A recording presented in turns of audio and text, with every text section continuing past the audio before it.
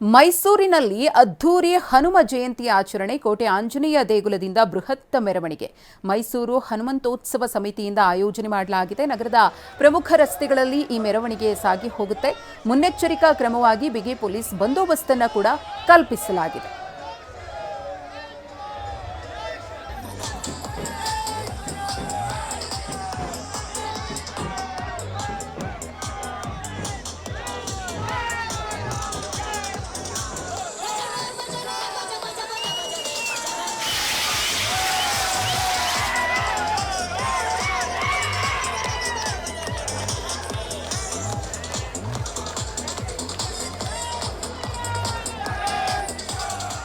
ನಮ್ಮ ಪ್ರತಿನಿಧಿ ರಾಮ್ ಈ ಕುರಿತು ಪ್ರತ್ಯಕ್ಷ ವರದಿ ಕೊಟ್ಟಿದ್ದಾರೆ, ನೋಡೋಣ. ನಾನೀಗ ಮೈಸೂರಿನ ಅರಮನೆಯ ಕೋಟೆ ಆಂಜನೇಯ ದೇಗುಲದ ಬಳಿ ಇದ್ದೇನೆ. ನೀವು ನೋಡ್ತಾ ಇರಬಹುದು, ಮೈಸೂರಿನಲ್ಲಿ ಹನುಮ ಹಬ್ಬದ ಸಡಗರ ಸಂಭ್ರಮವನ್ನ ಸಾಕಷ್ಟು ಎಲ್ಲೆಡೆ ಸಹ ಕೇಸರಿ ಬಾವುಟಗಳು ರಾರಾಜಿಸ್ತಾ ಇದ್ದಾವೆ. ಇವತ್ತು ಕೋಟೆ ಆಂಜನೇಯ ಸ್ವಾಮಿ ದೇಗುಲದ ಬಳಿಯಿಂದ ಈ ಒಂದು ಮೆರವಣಿಗೆಗೆ ಚಾಲನೆಯನ್ನು ನೀಡಲಾಯಿತು. ಸಾವಿರಾರು ಸಂಖ್ಯೆಯಲ್ಲಿ ಹನುಮ ಭಕ್ತರು ಇವತ್ತು ಹನುಮ ಹಬ್ಬವನ್ನ ಮೈಸೂರಿನಲ್ಲಿ ಆಚರಿಸ್ತಾ ಇದ್ದಾರೆ. ಈ ಭಾಗದಲ್ಲಿ ನೋಡ್ತಾ ಇರಬಹುದು, ಸಾಕಷ್ಟು ಏನು ಕುಣಿತಕ್ಕೆ ಹೆಚ್ಚು ಒಂದು ಪ್ರಾಮುಖ್ಯತೆಯನ್ನು ಕೊಟ್ಕೊಂಡು ಎಲ್ಲರೂ ಸಹ ಕೇಸರಿ ಧ್ವಜವನ್ನ ಹಾರಾಡಿಸುವಂತ ಕೆಲಸವನ್ನ ಮಾಡ್ತಾ ಇದ್ದಾರೆ. ಮತ್ತೆ ನೀವು ನೋಡ್ತಾ ಇರಬಹುದು, ಸಾಕಷ್ಟು ಸಂಖ್ಯೆಯಲ್ಲಿ ಹನುಮ ಭಕ್ತರು ಈ ಮೆರವಣಿಗೆಯಲ್ಲಿ ಭಾಗಿಯಾಗಿದ್ದಾರೆ. ಕಲಾ ತಂಡಗಳಿದ್ದಾವೆ, ಮತ್ತೆ ಅದರ ಜೊತೆಗೆ ಯಕ್ಷಗಾನ ಇರ್ಬೋದು ಅಥವಾ ವೀರಗಾಸೆ ಇರ್ಬೋದು, ಹೀಗೆ ನಮ್ಮ ಕಲೆ ಸಂಸ್ಕೃತಿಯನ್ನು ಬಿಂಬಿಸುವಂತಹ ಎಲ್ಲ ಆಕಾರಗಳನ್ನು ಪ್ರಾಕಾರಗಳನ್ನು ಇಟ್ಕೊಂಡು ಈ ಒಂದು ಮೆರವಣಿಗೆಯನ್ನು ಮಾಡಲಾಗ್ತಾ ಇದೆ. ಅನುಭವ ಭಕ್ತರ ಏನು ಒಂದು ಸಡಗರ ಸಂಭ್ರಮ ಮುಗಿಲು ಮುಟ್ಟಿದೆ ಅಂತಲೇ ಹೇಳ್ಬೋದು. ಕಿರಿಯರಿಂದ ಹಿಡಿದು ಹಿರಿಯರವರೆಗೂ ಈ ಒಂದು ಹನುಮ ಮೆರವಣಿಗೆಯಲ್ಲಿ ಭಾಗಿಯಾಗಿದ್ದಾರೆ. ಮೈಸೂರಿನ ಪ್ರಮುಖ ರಸ್ತೆಗಳಲ್ಲಿ ಈ ಹನುಮ ವಿಗ್ರಹಗಳ ಮೆರವಣಿಗೆ ಸಾಗ್ತದೆ. ಮುಂದೆ ನೀವು ನೋಡ್ತಾ ಇರ್ಬೋದು, ಮೊದಲನೇದಾಗಿ ಇರುವಂಥದ್ದು ರಾಮನ ಒಂದು ಆಕರ್ಷಕವಾದಂತಹ ವಿಗ್ರಹ, ಅಂದರೆ ಧನುರ್ಧಾರಿಯಾದಂತಹ ರಾಮನ ವಿಗ್ರಹ ಎಲ್ಲಕ್ಕಿಂತ ಮುಂಚೂಣಿಯಲ್ಲಿದೆ. ಅದಾದ ನಂತರ ಆಂಜನೇಯನ ವಿಗ್ರಹ ಮತ್ತು ಆ ಧನುಷು, ರಾಮ ಬಾಣ ಮತ್ತು ಧನುಷ್ ಏನಿದೆ ಆ ಧನುಷನ್ನು ಇಡುವಂತಹ ಕೆಲಸವನ್ನು ಮಾಡಿದರೆ, ಅದರ ಹಿಂಭಾಗದಲ್ಲಿ ಇರುವಂಥದ್ದು ಪೂಜಾ ಕುಣಿತ, ನಮ್ಮ ಗ್ರಾಮೀಣ ಸೊಗಡಿನ ನಮ್ಮ ಕಲೆ ಪರಂಪರೆಯನ್ನು ಬಿಂಬಿಸುವಂತಹ ಪೂಜಾ ಕುಣಿತವನ್ನು ನಾವು ನೋಡ್ತಾ ಇರ್ಬೋದು.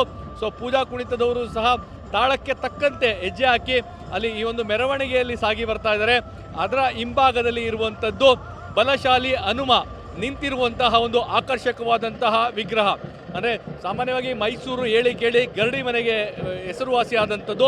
ಹೀಗಾಗಿ ಗರಡಿ ಮನೆಯಲ್ಲಿ ಸಾಧನೆ ಮಾಡುವಂಥವರ ಒಂದು ಪ್ರತೀಕವಾಗಿ ಇರುವಂತಹ ವಿಗ್ರಹ ಅಂದರೆ ಆಂಜನೇಯನ ವಿಗ್ರಹವನ್ನು ನೀವು ನೋಡ್ತಾ ಇರ್ಬೋದು. ಗರಡಿ ಮನೆಯಲ್ಲಿ ಏನು ಸಾಧನೆಯನ್ನು ಮಾಡಿದಂಥವರು ಯಾವ ರೀತಿಯಲ್ಲಿರ್ತಾರೆ ಆ ಮಾದರಿಯಲ್ಲೇ ಆ ಒಂದು ಹನುಮ ವಿಗ್ರಹವನ್ನು ಮೂಡಿಸುವಂಥ ಕೆಲಸವನ್ನು ಮಾಡ್ತಾ ಇದ್ದಾರೆ. ಅದರ ಹಿಂಭಾಗದಲ್ಲಿ ಇರುವಂಥದ್ದು ಅರಣ್ಯ ಪ್ರದೇಶದಲ್ಲಿ ಶ್ರೀರಾಮನಿಗೆ ಕೈ ಮುಗಿದು ಕುಳಿತಂತಹ ಆಂಜನೇಯನ ಒಂದು ವಿಗ್ರಹ.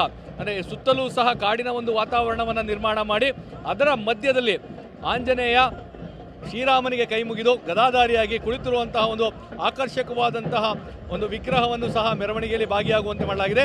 ಅದರ ಹಿಂಭಾಗದಲ್ಲಿ ಇರುವಂಥದ್ದು ಬೃಹತ್ತಾದಂತಹ ಹನುಮನ ವಿಗ್ರಹ.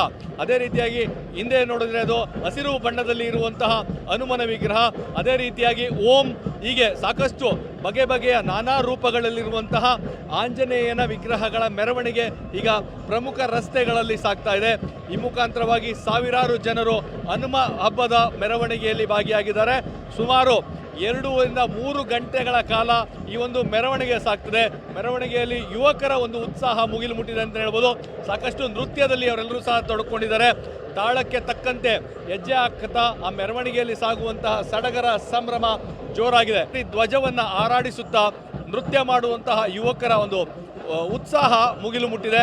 ಸಾವಿರಾರು ಸಂಖ್ಯೆಯಲ್ಲಿ ಅಂದರೆ ಈಗಾಗಲೇ ಹನುಮ ಭಕ್ತರು ಮೆರವಣಿಗೆಯಲ್ಲಿ ಭಾಗಿಯಾಗಿದ್ದಾರೆ. ಮೈಸೂರಿನಲ್ಲಿ ಹನುಮ ಹಬ್ಬದ ಸಡಗರ ಸಂಭ್ರಮ ಜೋರಾಗಿದೆ. ಹೀಗಾಗಿ ಪೊಲೀಸ್ ಕಣ್ಗಾವಲು ಸಹ ಜೋರಾಗಿದೆ. ಅತಿ ಹೆಚ್ಚಿನ ಸಂಖ್ಯೆಯಲ್ಲಿ ಪೊಲೀಸರು ಭದ್ರತೆಗೆ ನಿಯೋಜನೆಗೊಂಡಿದ್ದಾರೆ. ನಗರ police commissioner Seema Latkar, DCP Sundararaj, Bindumani ಸೇರಿದಂತೆ ಹಿರಿಯ ಪೊಲೀಸ್ ಅಧಿಕಾರಿಗಳು ಮುಖಾಮೂಡಿ ಯಾವುದೇ ರೀತಿಯಾದ ಅಹಿತಕರ ಘಟನೆಗಳು ನಡೀಬಾರದು ಅಂತೇಳಿ ಎಚ್ಚರಿಕೆಯನ್ನು ವಹಿಸಿದ್ದಾರೆ. ಒಟ್ಟಾರೆ ಸಾಂಸ್ಕೃತಿಕ ನಗರಿ ಮೈಸೂರಿನಲ್ಲಿ ಹನುಮ ಹಬ್ಬದ ಸಡಗರ ಸಂಭ್ರಮ ಮುಗಿಲು ಮುಟ್ಟಿದೆ. ಕ್ಯಾಮ್ರಾ ಪರ್ಸನ್ ರಘು ಜೊತೆ ರಾಮ್, TV9 ಮೈಸೂರು.